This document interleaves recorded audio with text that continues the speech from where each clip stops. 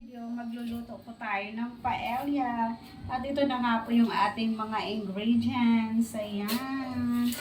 Ayan natin ng guys, margarine. Ayan. And then lalagay na natin yung onion. Ayan guys. Ayan yung ating tomato. Ayan. Sigay-sigayin na natin guys. Ayan. Napakasarap na talaga nitong ating niluluto guys. Dito may i-focus. Ayan. Nilalagyan na natin siya ng guys, tomato paste. Ayan. Pampakulay. Pampalasa ng ating guys. Ating niluluto. Ayan guys. And then isusunod na natin yung ating mga ingredients. Ayan, yung gulay natin guys. Ayan.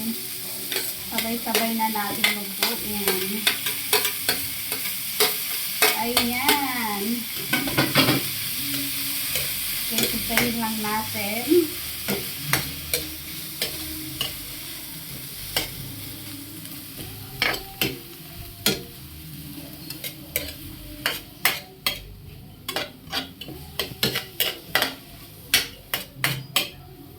Ayan guys. Yung lalagyan pa ulit natin siya ng tomato paste. Ayan, ubusin na natin guys. Dahil wala ng Ayan.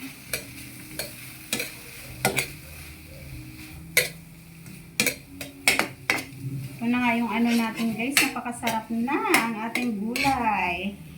Ayan. And then lalagyan natin siya ng sesame oil para umano ang ating guys. Ayan. Peng, peng, peng, peng. Ayan. Konting amount lang guys. Ang lalagay natin. Ayan. Yan, medyo luto na yung ating gulay guys. Kaya ilalagay na natin yung ating rice. Ating paella. Yan guys. Very easy.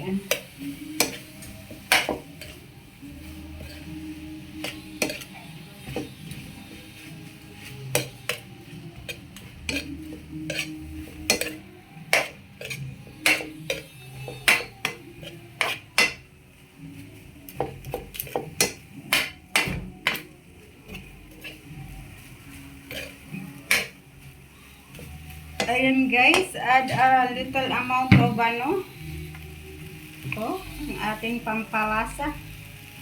Ayan, a little amount lang. Ayan.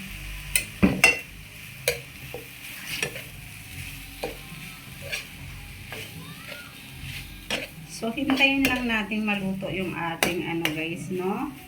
Ayan. Lang natin. Hayaan lang natin siya guys. Ayan, ma-fried. Ma-fried yung ating mga ingredients. Ayan, yung ating hipon. Ayan. Yung pag-video mo. Ayan guys. Yung ating paella ala Inday Badiday. Ayan na. Ready na.